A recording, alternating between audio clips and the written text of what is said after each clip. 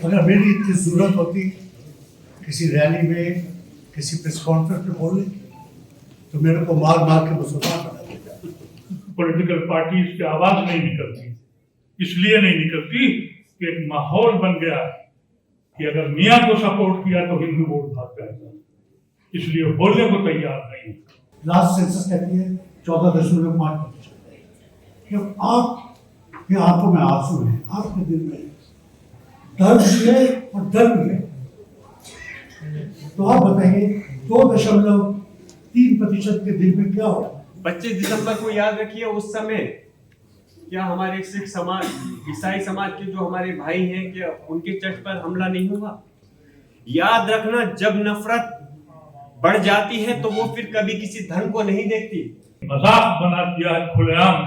Chief minister कहता है आसाम का कि हम यहाँ से लाखों हजारों लोगों को निकालेंगे। कोई एक्शन हुआ?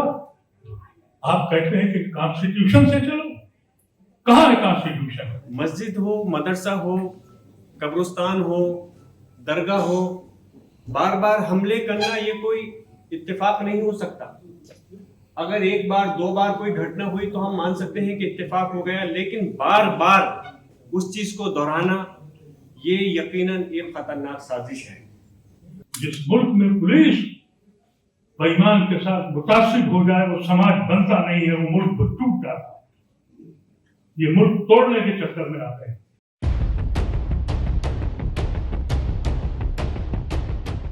मैं नाम लिए बगैर माजरत चाहते हुए, वक्त का लिहाज रखते हुए अपनी बात को मुख्तसर अल्फाज में रखूँगा, क्योंकि आपके सामने भी नदीम साहब ने जो पीसीआर के हैं बताया कि मेरी वालदा की तबीयत असास की वजह से मैं कम वक्त के लिए आपके दरमियान हाजिर हुआ हूँ। लेकिन मौजू ऐसा था, इसलिए मैं चाहता था कि डिटेल में देर तक यहाँ पर लोगों को सुनो भी और अपनी बात को भी डिटेल में रख सकूँ।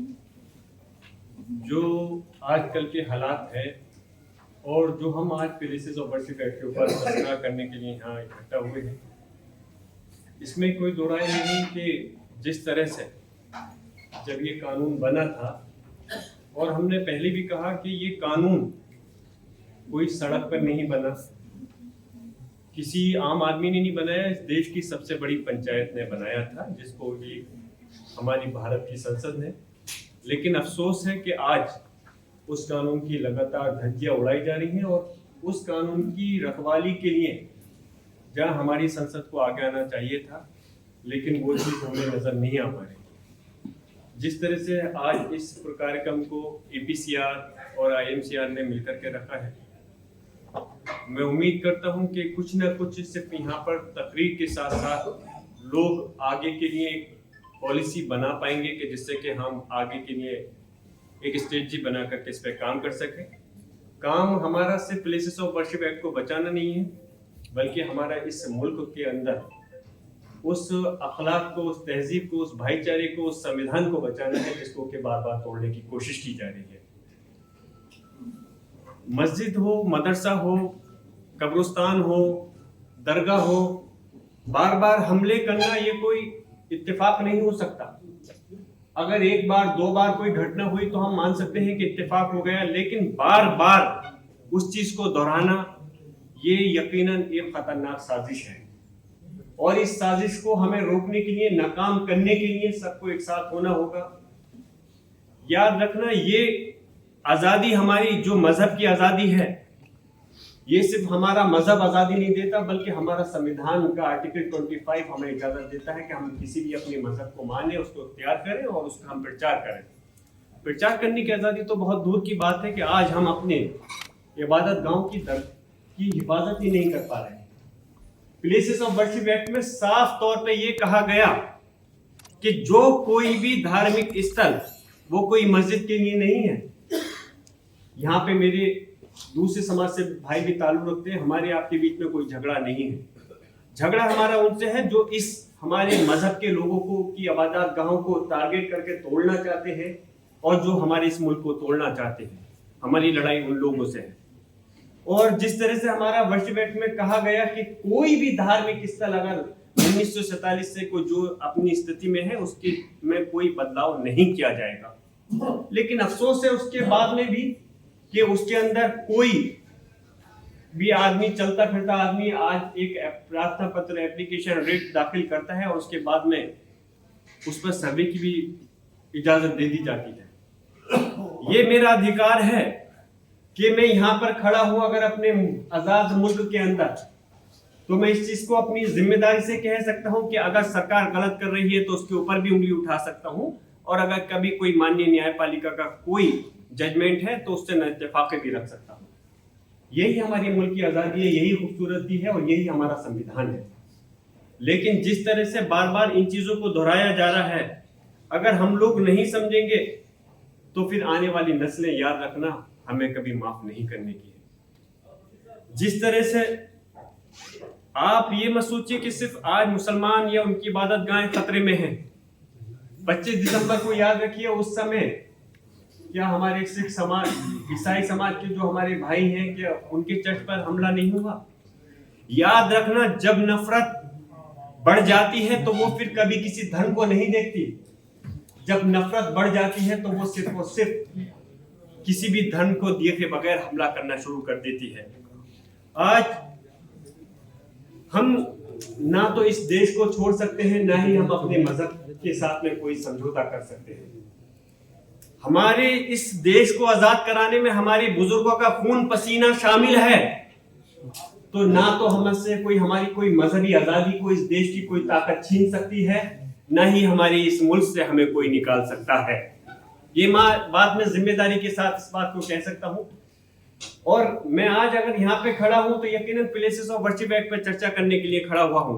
आज संभल में देखें कि जिस तरह से संभल, मथुरा, बनारस को प्रयोगशाला बनाने की कोशिश की गई, संभल के अंदर हमारी जो संभल की शाही जामा मस्जिद है, कोई 2-4 साल ही जब प्लेसेस ऑफ वर्शिप एक्ट में 1947 का जिक्र आ गया और वो 400-500 साल पुरानी मस्जिद है, तो उसके ऊपर लगातार सवाल उठाना और कोर्ट के चक्कर लगा करके उसको विवाद पैदा करना, ये एक सोची समझी साजिश है। हमने अपने संभल के अंदर क्या करा?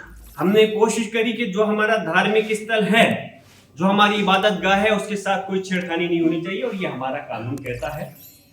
उसके खिलाफ क्या क्या खामियाजा भुगतना पड़ा, सिर्फ संभल नहीं, मैं समझता हूं पूरे हिंदुस्तान की आवाम इस बात से वाकिफ है। मुझे ही नहीं, हमारे संभल के लोगों को जगह जगह मुकदमे दर्ज कर करके बहुत सारी परेशानियों से गुजरना पड़ा, और आज भी हम उसका मुकाबला कर रहे हैं। तो हम बस यही कह सकते हैं कि हम इस चीज से हिम्मत नहीं हार सकते। हम ये नहीं कहते कि हम इसकी लड़ाई को हम बंदूक से लड़ेंगे या डंडे से लड़ेंगे। हम इसकी लड़ाई को कानूनी रूप से लेकर के कोर्ट के अंदर जरूर हम लड़ेंगे, और आज भी लड़ रहे हैं। हम पीछे नहीं हटने वाले। सरकार की कोई ताकत हमको दबाना चाहती है तो हम उसके आगे दबने वाले नहीं हैं।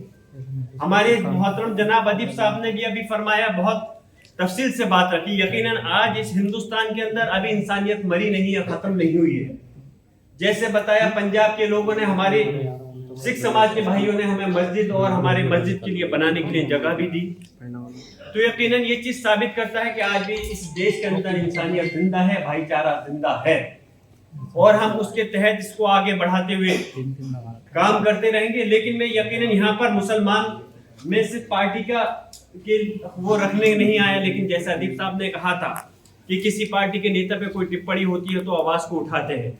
लेकिन मैं ये कहना चाहता हूँ मोहतरम जनाब, बहुत अदब के साथ अदीब साहब से, कि मैं समाजवादी पार्टी का एक रुकन मेंबर ऑफ पार्लियामेंट हूँ, लेकिन जब कभी हमारे मजहब पर कोई बात आती है, जब जियाउर रहमान पर किसी आवाज को उठाता है, तो हमारे माननीय अखिलेश यादव जी ये नहीं कहते कि तुम इस बात को, आवाज को संसद के अंदर नहीं रखोगे। ये चीज दिखाती है कि हम अपनी मजहबी आजादी के साथ साथ पार्टी के अंदर भी आजाद हैं, और संभल के मसले पर भी अखिलेश जी ने पूरी ताकत के साथ, पूरी मजबूती के साथ हमारी मदद करी, और वो मदद सिर्फ समाजवादी पार्टी के सांसद की नहीं थी, बल्कि उत्तर प्रदेश और हिंदुस्तान की उस आवाम के साथ जो जुल्म ज्यादती हो रही थी, उनकी मदद करी थी।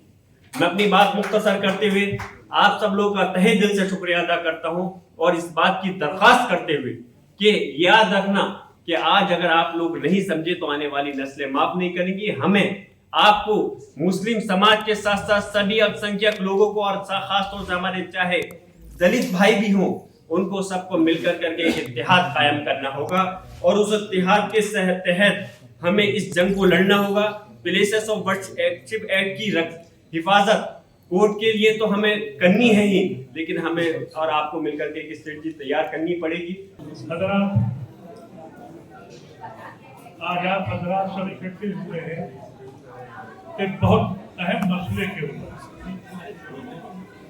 और मुझे दिल से आप लोगों का शुक्रिया अदा करता हूँ। कोई एक्शन हुआ, प्राइम मिनिस्टर बोले, होम मिनिस्टर बोले, और आपकी पॉलिटिकल पार्टीज ने संज्ञान लिया। एक मजाक बना दिया है खुलेआम।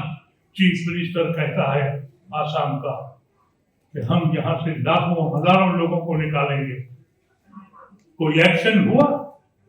आप कहते हैं कि कॉन्स्टिट्यूशन से चलो। कहां है कॉन्स्टिट्यूशन? एक दीवान बना दिया है कि कॉन्स्टिट्यूशन है। जिस मुल्क में इंसान को इंसान मार के जश्न मनाता हो और मंत्री हार पहनाता हो, आप कहते हैं कॉन्स्टिट्यूशन है। ये आवाजें सुप्रीम कोर्ट के कानों तक नहीं पहुंची, उनको दिखाई नहीं दिया कि हम रोज उस तस्वुर को मार देते हैं जिस तस्वुर पे हमने हिंदुस्तान को अपनाया। ये बात जो लोग आए हैं वो सुन ले कि हमने मुस्लिम मुल्क की हिमायत नहीं करी। हिंदू मुल्क में रहने को हम तैयार नहीं है, गर्दनें तैयार है हमारी, लेकिन अमल की जरूरत है। और अमल की जरूरत जब है जब आप अपने दिलों से खौफ को निकाल रहे हैं। अभी आपके पास लोग हैं, अभी संजय बोल के गए, ऐसे बहुत से लोग हैं। अफसोस ये है कि मेरे हिंदू भाई अफसोस तो कर रहे हैं चुप्पी साधे हुए, और आप खौफ से डरे हुए। ये सिलसिला बंद होने वाला नहीं है। और जो ये कहता है कि कॉन्स्टिट्यूशन की दिहाई, किस बात का कॉन्स्टिट्यूशन है? इलेक्शन कमीशन जिसको आप कहते हैं, वो इलेक्शन कमीशन है या मोदी कमीशन है? मोदी उसका मेंबर है, उसका मिनिस्टर वो इलेक्शन कमीशन बनाता है और कहते हैं कि कॉन्स्टिट्यूशनल बॉडी है। और जब ये सुप्रीम कोर्ट ये कहता है कि हम एक मेंबर हैं, तो कॉन्स्टिट्यूशन चेंज हो जाता है। और फिर भी हम कह रहे हैं कॉन्स्टिट्यूशन हमारा बता रहा है। बिल फट चुका है, समझ में नहीं आता है। हमको ये चाहिए था, ये उम्मीद थी कि प्राइम मिनिस्टर का एडवाइजर जो प्राइम मिनिस्टर को एडवाइस करता है वो खुलेआम कह रहा है। कोई नहीं बोला, किसी ने कोई एक्शन नहीं लिया। रोज उत्तराखंड का चीफ मिनिस्टर और यूपी का चीफ मिनिस्टर रोज जुल्म कर रहा है। सुप्रीम कोर्ट कहता है कि डिमोलिशन मना कर दिया, नहीं होगा। डिमोलिशन होता है। बने बनाए घर तस्वुर जिंदगी में एक बार इंसान अपना घर बनाता है, एक रात के अंदर वो सड़क पे होता है। पॉलिटिकल पार्टीज की आवाज नहीं निकलती, इसलिए नहीं निकलती कि एक माहौल बन गया कि अगर मियां को सपोर्ट किया तो हिंदू वोट भाग जाएगा, इसलिए बोलने को तैयार नहीं। हमको ये उम्मीद थी इस तरह की बयानबाजी पर लोग सुप्रीम कोर्ट जाएंगे। कांग्रेस पार्टी में अगर कोई शख्स राहुल गांधी के खिलाफ चला जाए तो सड़कों पे आप आ जाएंगे। समाजवादी में अखिलेश के खिलाफ कोई बयान हो तो आप अपनी टोपियां पहन के घूमेंगे। लेकिन जब इतनी बड़ी वायलेशन होगी तो पॉलिटिकल लीडर्स नहीं बोलेंगे। इसीलिए जरूरत है उन सारे लोगों की, चाहे सिख हो, चाहे क्रिश्चियन हो, चाहे दलित हो, और या कोई भी पिछड़ा हो, सड़क पे आना पड़ेगा। ये खौफ, ये डर कब तक दिल में रखोगे? आने वाली नस्लें हमें कोसेंगी कि हम ऐसी कौम से ताल्लुक रखते थे कि हम रोज किस्तों में मरते रहे, कत्ल होते रहे और देखते रहे। हमसे पूछे दर्द का हाल। आज मसाजिदों पे जो आफत है और जो कब्रिस्तानों पर है, उमर खालिद को बेल नहीं मिलेगी। लेकिन चीफ मिनिस्टर अगर ये बयान देगा तो किसी में हिम्मत नहीं है। हम लोग कोशिश कर रहे हैं, हम लड़ेंगे मुकदमा। हमें मालूम है अदालतें क्या बोलेंगी, लेकिन दुनिया को तो दिखाइए। अदालत जो फैसला करती है, सुप्रीम कोर्ट जो कहती है, जबान से तो हमको कहना पड़ता है, लेकिन दिल नहीं मानता। और जो फैसला दिल नहीं मानता वो इंसाफ नहीं है, वो मुंसिफ नहीं है वो लोग। मुझे सबसे ज्यादा तकलीफ अपने सुप्रीम कोर्ट और अदालतों से है।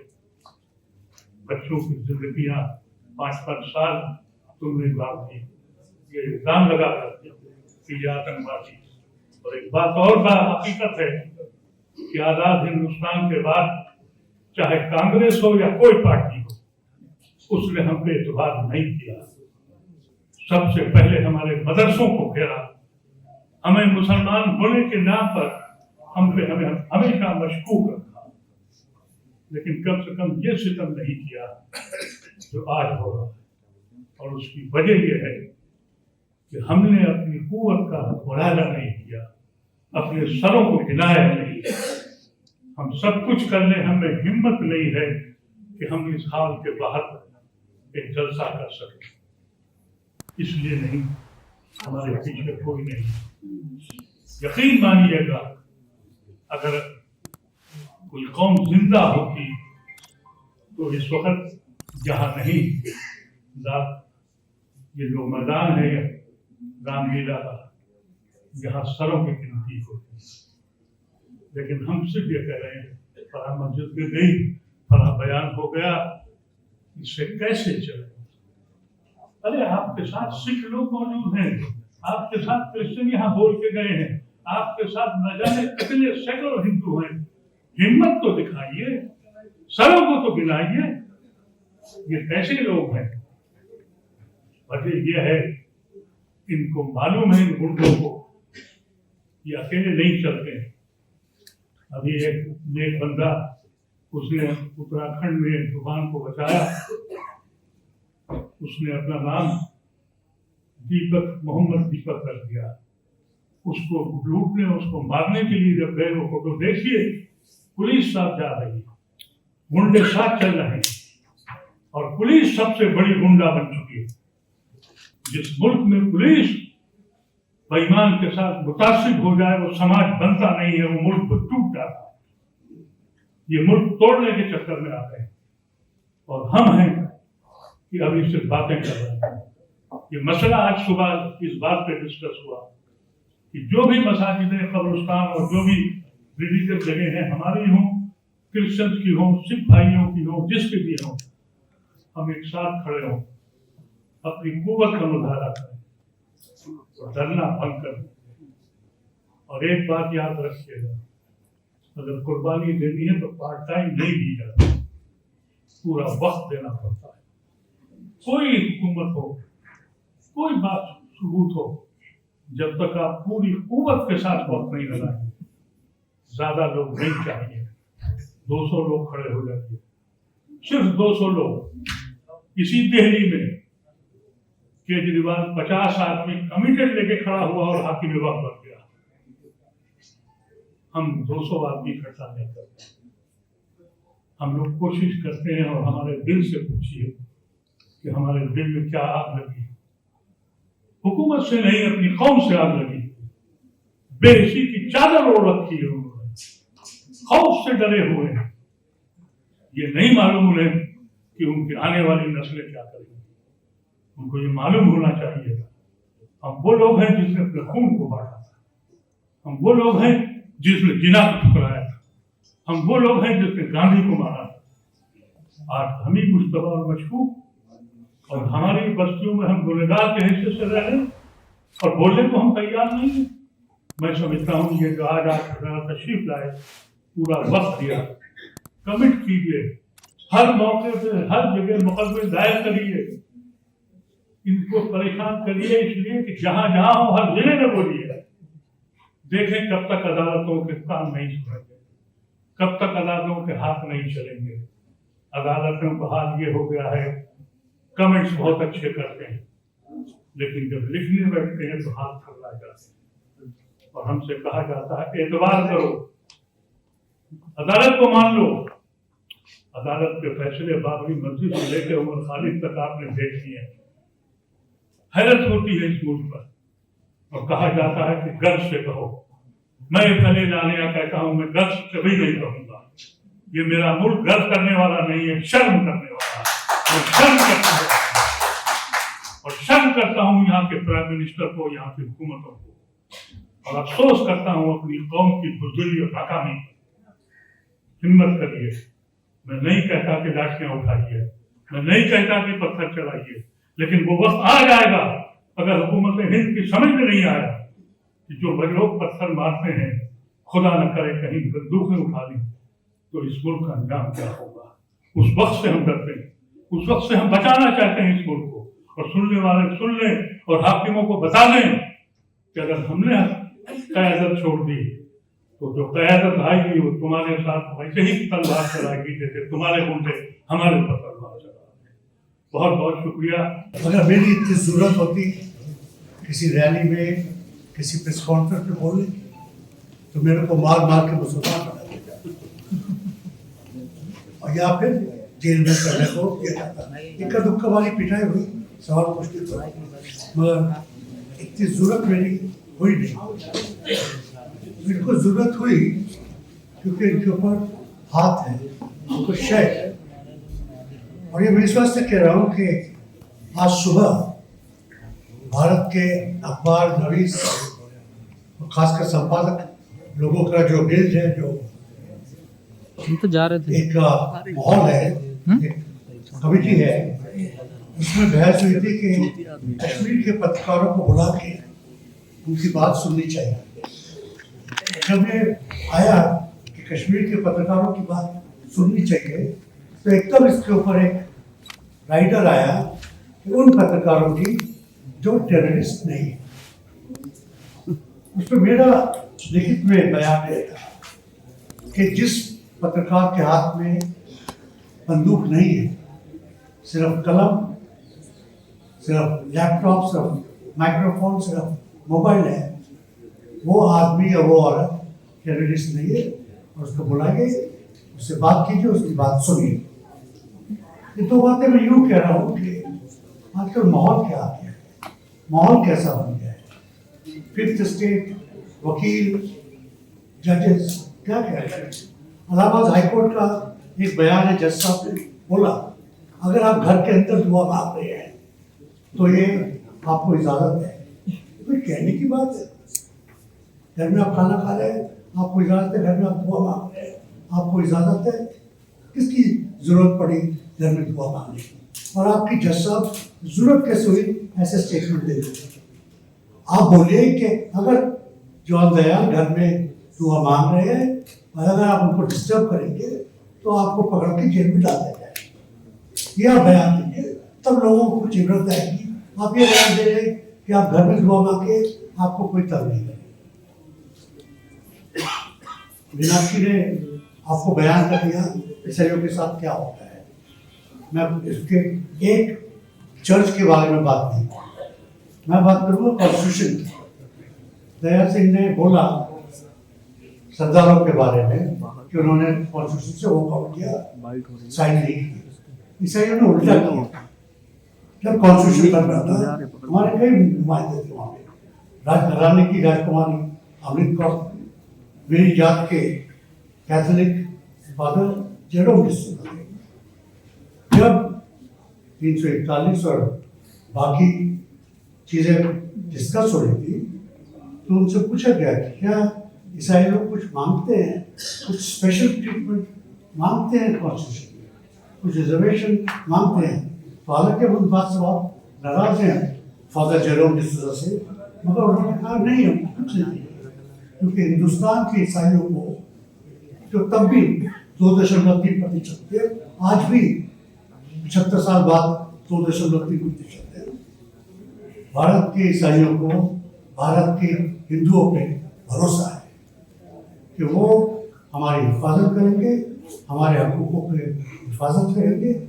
पार्लियामेंट में, असेंबलीज में, सर्विसेज में अगर हम ना भी हुए, एक भी ना हुआ, तो हमारे हकूक व इज्जत हिफाजत किए जाएंगे। हमको आज 2026 में ऐसा लगता है कि जो हमारा एक कॉन्वेनेंट था कॉन्स्टिट्यूशन से, और कॉन्वेनेंट अपना मुसलमान है, ज़्यादातर आप समझते हैं कवरेंट क्या होता है। अल्लाह मियाँ ने खुदाबाद में एक कवरेंट किया था इब्राहिम से, एक कवरेंट किया था मूसा से। आप मेरा हुक्म मानिए, मैं आपकी हिफाजत करूँगा। उसको कवरेंट कहते हैं। वो खुदा ही एक तरीके से बहुत लिखित में दिया गया है। हमारे साथ जो कॉन्स्टिट्यूशन का कवरेंट था, वो कवरेंट तोड़ दिया गया। संजय ने ठीक ही कहा, दोनों संजय ने ठीक ही कहा। किस कॉन्स्टिट्यूशन पर को विश्वास है और किस पुलिस पे, किस जज पर, किस मैजिस्ट्रेट पर विश्वास है? सबों ने हमको जब मौका आया दगा दी। किस पत्रकार पे विश्वास है? जब मौका आया हमको दगा दी। आप 15% कहते हैं, 20% है, और लास्ट सेंसस कहती है 14.5% है। जब आपके आंखों में आंसू है, आपके दिल में दर्द भी है और डर भी है, तो आप बताइए 2.3% के दिल में क्या होगा? कितना डर होगा, कितने दिमाग में डर होगा। और ये डर घड़ी घड़ी हमको दिखता है। जब हमारे बिशप लोग मोदी से इस वक्त से जाके मिलते हैं कि कहीं भी कुछ हो ना जाए। जब मोदी कहता है मैं आपके चर्च में आऊँगा, तो उसको ना सिर्फ आने देते हैं, उसके लिए अलग दुआ करते हैं, जो आज तक 2000 साल में किसी और ईसाई की नहीं थी। अगर मैं बिशप से कहूँ कि मेरी अलग दुआ मांगिए बड़े दिन को, वो कहीं कैसे बेवकूफ आदमी है। बड़े दिन को हम ईसा मसीह के लिए दुआ मांगे, बाकी सारी जनता के लिए देते हैं, आपके लिए खास दुआ कर मांगेंगे। मगर ऐसा होता है, ये डर का एक माहौल है। उसका एक बहुत छोटा सा चिन्ह है। इस डर से ईसाइयों को आप कैसे हटाएंगे? ईसाइयों के दिल से इस डर को आप कैसे हटाएंगे? आप लोग मुसलमान हैं, 14.5%, ये आपका फर्ज है कि मेरे दिल से आप ये डर बताइए। और बाकी जो 80-20 के 80 लोग हैं, उनका फर्ज है कि आपके दिल से भी और मेरे दिल से भी जो डर है हमको लेकर हटाएंगे। हमको कॉन्स्टिट्यूशन में दोबारा विश्वास हो, जजेस में दोबारा विश्वास हो, हाकिम में, पुलिस में दोबारा विश्वास हो, वो माहौल वापस लाए जाए। उसकी हम दुआ भी मांगते हैं, मन्नत भी करते हैं। आपका शुक्रिया।